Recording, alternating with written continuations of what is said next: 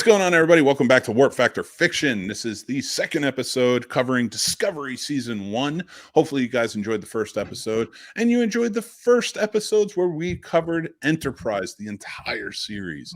We are moving on in chronological order. That's what this is. It's a full analysis of Star Trek on screen, and we really hope you guys are enjoying it, maybe watching along with us. If you're not watching everything, let us know if you're going to watch a certain series, and then you can join in with us.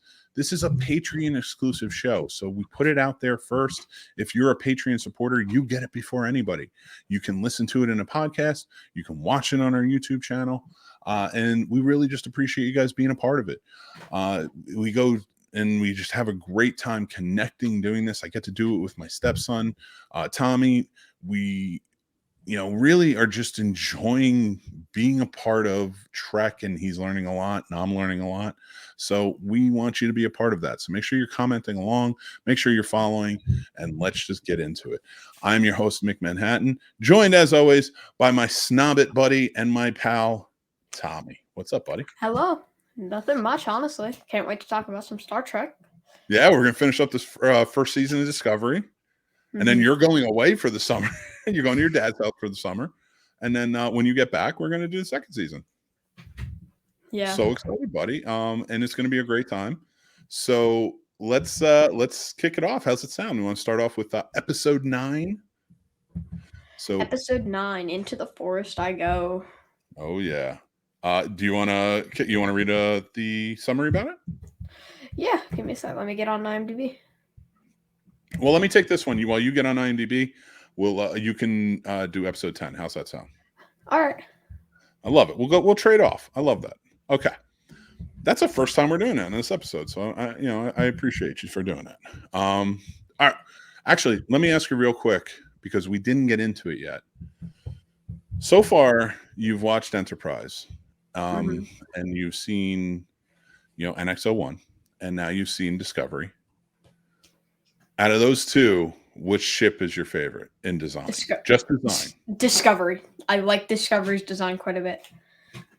It's a good design. It's definitely different, because everything else has one single saucer, but Discovery is the ring around the smaller one.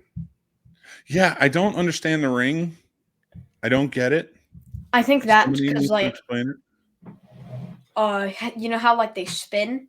How yeah, I figured it had something to do with spinning, because I figure, and I would love to get Alex from Today in Space in here. He's a big Star Trek fan. He understands the science of it, and I think he'd be fun to explain on maybe a quarter impulse for us. But I'm thinking it's a ring, because when it does turn, it's so the saucer won't break. There's enough airflow in between, because I feel like if the saucer was solid, it would just break. But I don't know. We'll get into that more and more. We'll ask some people who have some science credentials. But all right, let me read the first one. So, Into the Forest I Go. Bypassing Starfleet's orders, Lorca uses the U.S.S. Discovery crew's ultimate asset, the ship itself, in an effort to end the war with the Klingons once and for all. He does this. How? Do you remember? With all the jumps? No.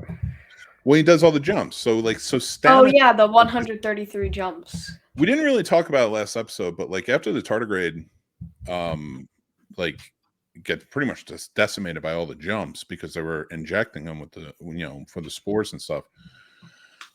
Stamets takes over. He injects himself with the tardigrade's DNA, and then he starts doing it because he doesn't want the animal to suffer. And it's taking a toll on him. It's really starting to screw him up.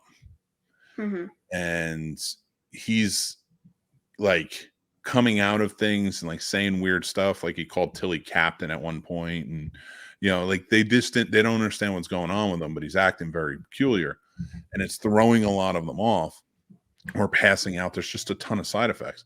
Well, this is one where it's Lorca's plan is to jump 133 times or something like that. It is 133.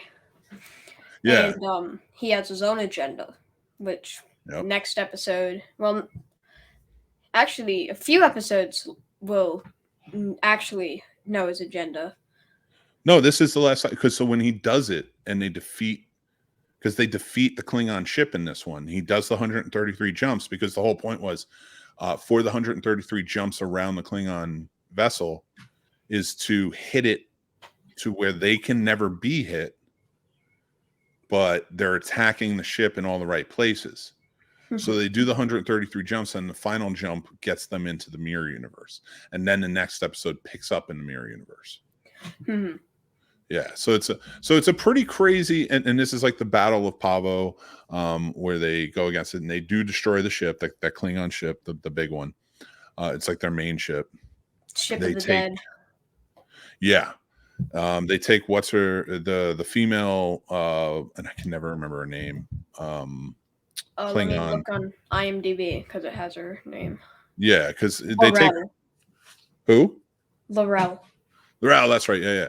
They take her prisoner. So she's now a prisoner of war, and she was kind of already out anyway because she was working when Cornwell got taken over, and they went into save because they needed to disrupt the ship. So Burnham and Tyler go on to the Klingon ship to disrupt the signal. Planted secret, bomb-looking things with pretty flashy lights. Yeah. Villain much? Because if they blow it up on the inside, it disrupts the signal just enough so then that way they can hit certain spots. And they meet Cornwell there, who Laurel is trying to help escape so she can defect. Cornwell ends up dying. No. Yeah. Oh, no, she doesn't. How did she get away? I don't know. They never even actually said it, didn't they? Nope.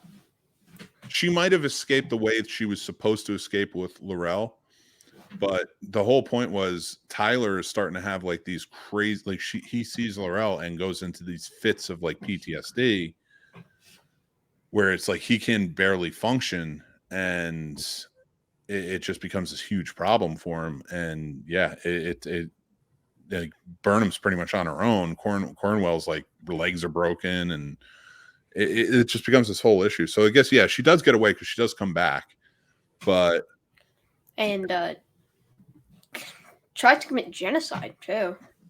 Like helps commit genocide. No. I don't want to jump ahead. Let's calm down. I want to jump ahead. Let's stay on point. Because once we start jumping ahead, it's kind of like, where are we going with this? No, by the end of this, they end up in the mirror universe. So before we get to the next episode, who was your highlight character in this episode? This is a good one. Stamets, I really enjoyed. Lorca was good, and so was Burnham. I had Burnham, but I'm gonna change to Stamets. Stamets was amazing. I don't think there was really a bad episode for Stamets. No, that's true. Any of his episodes are very good. And what's a moral you learned from this one? I didn't really have one. I don't know. All right. Okay, next episode. You want to read it off? Yep. Episode 10, Despite Yourself. While in unfamiliar territory, the U.S.S. Discovery crew is forced to get creative in their next efforts to survive opposing and unprecedented forces and return home. That is legit. So they do not know where they are. They can't find anything. They're like in the middle of like a graveyard of ships, and they're just trying to figure it out. And as they go on, they start to realize they are in a different universe. It's the mirror universe. We know it well as Star Trek fans, and it's going to get interesting. So they have to figure out, they can't use the spore because now Stamets is done. That like he cannot jump again. That's it for him. And we, it comes back around. He's not dead, but like he's out of commission. So they're stuck there. They have to figure it out. They have to go undercover, change things up so that way they look like they belong there. They're the discovery of the mirror universe, which leaves Tilly as the captain, which I thought was funny. And they call her Captain Killy. I just realized why earlier Stamets called Tilly Captain, because he's getting glimpses of the other universe. Well, when he's in that world, when he's in a coma and he's talking to the version of himself that is the mirror universe, he says that. He goes, "Oh, that's why I keep seeing things from your world." So yeah, you're right. That's a good catch. My character in this that kind of shined was Tilly. She didn't do anything major, but she was fun for it. and she made the episode that was like kind of like dire, sort of bearable in the fun way. Yeah, I have that as well. I feel like maybe Stamets, just because like you kind of think he's like almost dead, like he's not coming back. Yeah. You see, like I think he did a good job of that. Yeah, that was a crazy one. And when I first saw this, I was like, did they kill him all? Because like he was a really well-known actor at the time. I didn't think he was going to stay on the show. I thought he was going to be like almost like a recurring role for a while, and then he would be killed off because that would be very shocking. Like I knew Sonequa Martin Green, who was really well known from The Walking Dead. I'm like, she's the star, you know. Mm-hmm. And when they killed off Michelle Yeoh, I'm like, that's the biggest star on the show. I get it. Mm-hmm. You know, I'm like, they kill her off. Like, of course she's only going to be like 2 episodes. She's the biggest star on the show. Mm-hmm. And then I was like, the next biggest star is probably Anthony Rapp, who plays Stamets. I was like, he's probably not going to make it all the way. I can't see him joining the show. And he did. And I'm so glad he did because he's a great addition to it. Mm-hmm. What's a moral you learned? Oh, what were you going to say? No. Say what you're going to say. I don't think it would have been as good without Stamets. I don't think the show would have. Like if Stamets was cast differently. Okay. I get that. There's some actors just fit the role really well. And I agree. Mm-hmm. All right, let's what's your moral that you learned? Everyone has a dark side. That's kind of like the moral for the next for this and the next 3 episodes.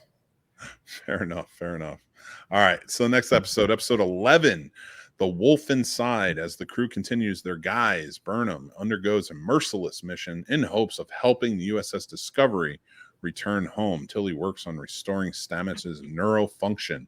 So while they're working on that in Discovery, Burnham goes back to she finds out that she, in the Mirror Universe, which is the ISS, in the Terran Empire, Shenzhou, she was the captain. She went missing while she was trying to go hunt down Captain Lorca for the Emperor. She was presumed dead. They were both presumed dead. And no, Lorca's presumed still at large. No, he's not. They were both presumed dead. Oh, at this point, they were both presumed dead. Michael Burnham and Lorca were both presumed dead. Oh.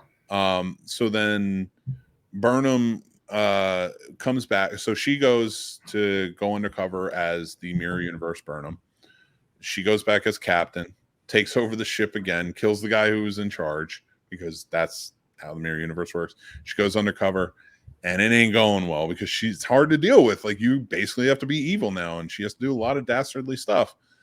And as she goes on, it's becoming more and more clear, like, it's just tough. Like, her version of Saru is her, like, servant. And then you have Tyler's there as, like, her toy, basically, is how they play it off. But, like, he's there as a backup. And just kind of how the crew kind of plays out to her. Like, and then you find out who the Emperor is. And that is Georgiou, is the Emperor of the Terran Empire. It's an interesting play on how they do things here. What did you think of this episode? This is probably one of my favorites. I don't think it was the best out of the Mirror Universe ones, though. Okay. Not the best one. Because I did like that you were going through and you were learning more about Stamets, both sides. Right. And you saw more about their coma and, like, how they were kind of dealing with, like, the spores and that sickness, and, like, that you find out that there was actually a virus infecting the spores, that the spores work fine. Mm-hmm. It's that they just have a virus they need to fix. And once they and which they would have never realized had Stamets not done what he done. So. Okay. Oh, also, right. The doctor's dead now. Yes. Yeah. So Tyler did kill the doctor, who was Stamets' husband. And everybody thought it was Stamets too, because, like, they were like, "This." He was holding the body when he found him, yeah. And they thought because he had gone crazy. Mm-hmm.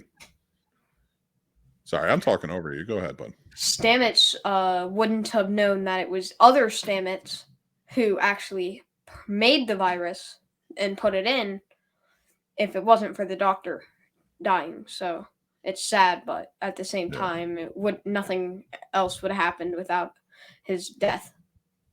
Sure. All right, let's go on to episode 12, Vaulting Ambition. Burnham heads to the ISS Charon with a special gift for the Emperor.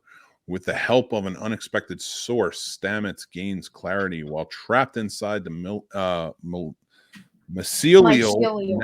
network. I know how to say it sometimes. Network. Saru asks for L'Orel's help. So this is really where we see Stamets, and to me, he's the big character in this one. Everybody did a great job. Burnham was great in this. She's very close second. I Yeah, really like Stamets. Michelle Yao coming back as Giorgio, the Empress. Giorgio. Saru was great in this. Lorca's doing a really good job. So he's the gift that she's giving to the Empress, because that's who the Empress really wanted hunted down after everything he did. He was leading the revolution. And Stamets is now fighting to get out. He's working with the other Stamets of the Mirror Universe, who's also trapped in the mycelial network, to get out of it so they can fix it, because now they're starting to realize what they need to do. Stamets is my character who shines on this. But what'd you think of this episode, though? I liked it. This was probably my favorite of the Mirror Universe ones. Okay, I get that. This was a good one. It's really opened up. We learned about Lorca and the fact that this Lorca is from the Mirror Universe. He's not from the main universe. He took over the identity of the regular Lorca after he did die. Regular Lorca did go down with his ship. Yep, which was always sort of a big thing about him. So it was interesting. It was an interesting one. And then L'Orel helping with Tyler and kind of what's going on there with him, and then finding out that Tyler is part Klingon. He's Vok.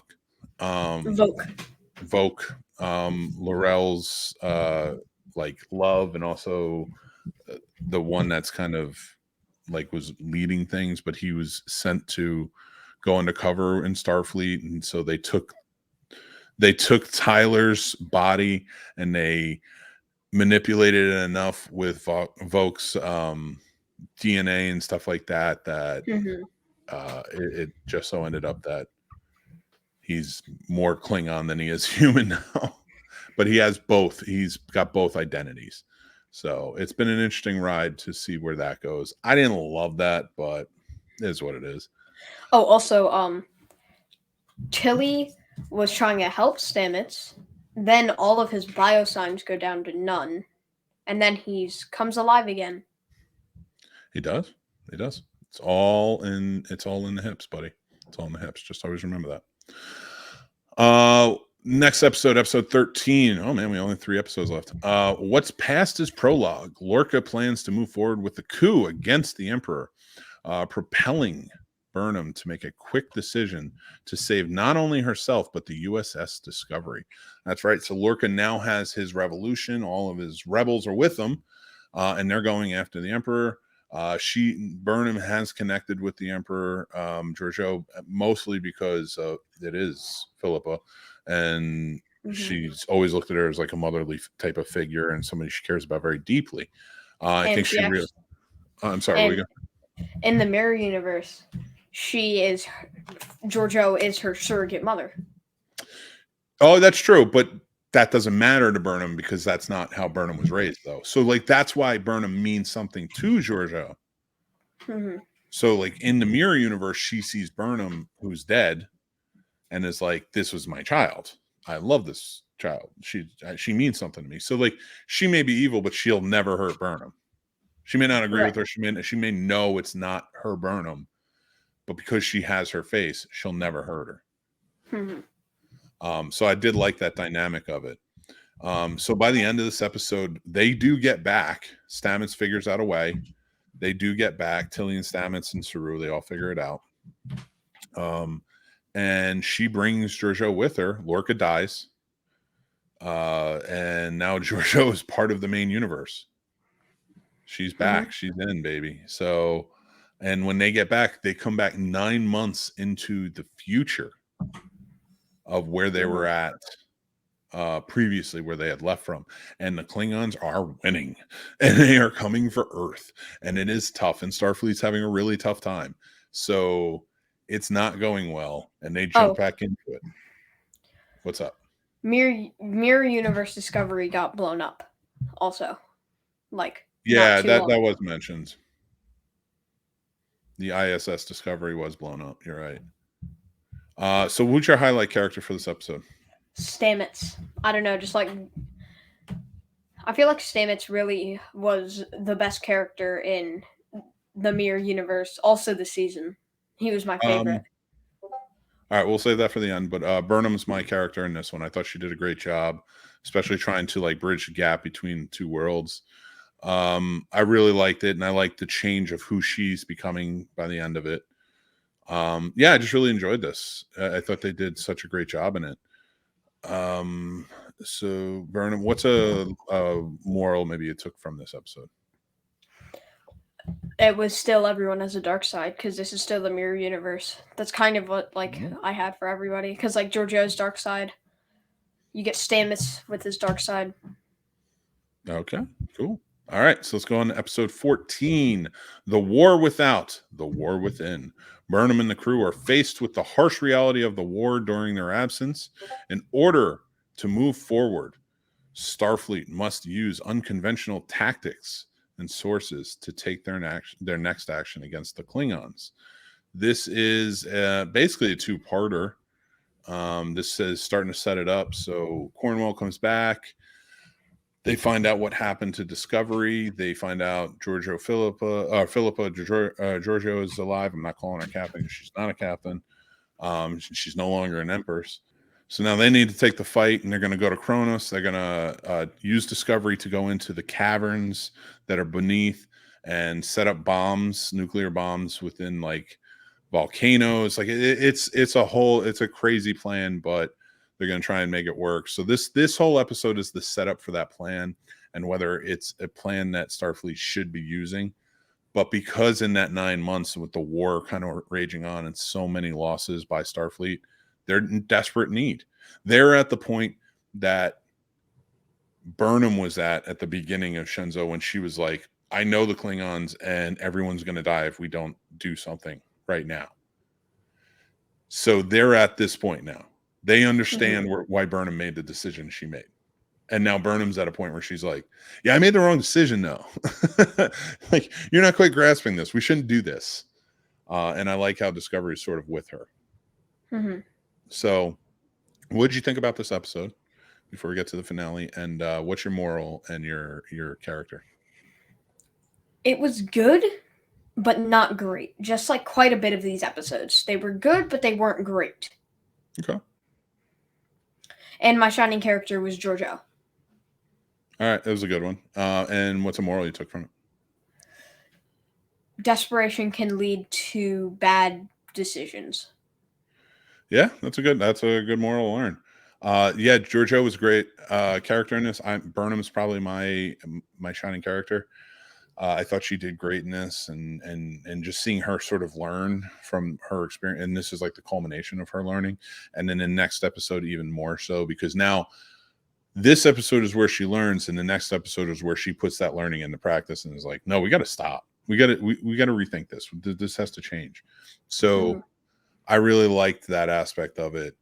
Yeah, I really enjoyed kind of where they brought this back around. It's like the first time I didn't love it, but I do. And the fact that we were in the mirror universe for like the last like 3 or 4 episodes, and to come right back into all this action, this desperation, was different, and it was odd, but I enjoyed it. So yeah, it wasn't a great episode, but I liked it. And all right, so let's talk about the last episode of the season. Will You Take My Hand? Episode number 15, with Georgiou at the helm of the plan. They made her the captain of Discovery to go undercover as the real Philippa Georgiou, saying that she didn't actually die. This is the desperate attempt they're using. The plan to end the Klingon war once and for all. This is where they're going to set up the nuclear warheads in the volcanic caverns of Kronos. The U.S.S. Discovery crew struggles to fathom and tolerate her hostile tactics, which are pretty brutal. Memories of past hardships are rekindled within Burnham. And this is an episode where she's with Captain Philip Georgiou the entire time, but it's not her captain. It's not her Georgiou. So she's seeing everything she's doing, and she's like, nah, this isn't good. This isn't good. I don't like this. They go on that mission with the Orion Syndicate to get that info they need, so they can plant these bombs, put it out there. They need the codes. And once the codes are set up, what I really liked about it is once they were set up and they were going to set it off, and Burnham realized we can't do. We're going to destroy people. We're going to destroy these Klingons. This is ending. This planet is done if we do this. And we're not. That's not who Starfleet is. So I really like. It seems like a lot of. It could seem high and mighty at times, but it really played into what Starfleet is, and I like that aspect of it. What'd you think about this? I liked it. I liked the ending scene where it was like they gave the bomb to the fingerprints to the Klingon. Mm-hmm. So it was like a Klingon gets to choose. Yeah. I like that too. Yeah, because at the end of it, it was, here, go back, figure out your houses. If it's not working, you blow it up. We're not doing this. We're not you. And we're hoping you're not you. Mm-hmm. And you know what I mean? Like, we're hoping we're not who you think. Or we're not hoping we're not the people we think you are. We're hoping you're like us. And it really played out. And I think that was a good job. And it really opened up the door for who the Klingons are. Because by the time you get to Next Gen, by the time you get to DS9, yeah, the Klingons are a warring type of species, but there are many you like. There are many you care about. Worf, for one, who's in Starfleet. And then everyone he encounters and the ones you don't like who are villainous versus the ones who aren't and have honor and do care, and the houses that are different. It's very cool. The Klingon history is very rich. And I think that's why, to answer your question about like, why do so many people choose to learn Klingon versus maybe Vulcan or maybe Romulan or something? It's because the Klingons have, in my opinion, in terms of history, a rich history base that you can learn about. And I always dug that. So Burnham's my top character in this. I also have Georgiou. Georgiou for this, really? Just because of like the change of heart at the end. Okay. Because Burnham won her over? Mm-hmm. I like that. Hey, listen, it's your show, man. I dig it. I like I like picking up what you're putting down. I like it. So that's an interesting one, especially for the final episode. What did you think about the setup for the second season? Because you haven't watched any of the second season yet, but the Enterprise showing up, Pike on the Enterprise. What did you think about that? I think it's set up well. The only thing is that if it was a level 1 distress call, I think the ship should at least look a little bit damaged. Well, it's only a level 1, though. A level 1 could be like they need a warp coil. I thought level 1 was like highest priority, level 1 priority, your first priority. Oh, you know what it is? I'm sorry. I haven't seen the second season in a very long time, too, especially when it came out. So I'm trying to remember. And I'm not going to give it away because we'll talk about it on the next episode.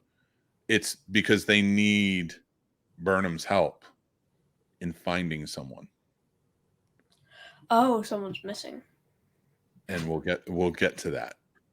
So, and I think you probably already picked up on who, and everybody who's watching and listening probably knows who too, because that becomes a big part of it. So as we're going on with it and what's kind of playing into this, everything's sort of an interesting play. Everything's started getting back to normal. Discovery, the ship right now is all together. Georgiou is still kind of hanging around, but Saru is running the ship. We do know that she'll end up with Section 31 at some point. And I know I'm kind of giving some spoilers away, and we'll get to that point, but we know a movie's coming with her and is starring in it. So it's going to be interesting. So everything seems kind of relieved right now. Starfleet's doing their thing. Discovery was going to go out on their missions. They get stopped by the Enterprise, and then season 2 will pick up, of course, with Anson Mount playing Pike, who I thought was great in the second season, and he plays a great Captain Pike. Cannot wait for you to check him out. Overall, what did you think of the season? Who's your shining star for the whole season? And what's a life lesson that you took away from the whole season? Because it's such a short season, I'm going to just talk about the whole season, not halves. So I liked the season. I did like it better than the Enterprise seasons. Okay. I did have like some things that I wish were changed. Okay. What like, do you want to elaborate on some of those? I think they could have done a little bit better, like character like maybe not development as much as like endings, because like there are still some loose ends. I feel like not much, like the Cornwell thing. How Yeah, did oh she? yeah, that makes sense. Okay, so like some plot holes that were kind of there, like you can fill in those gaps, but I get it. Why don't you just show us? You know, you should have just let us know, and that would have been better. But I'm with you on it. I dig that. Anything else you kind of want to share on?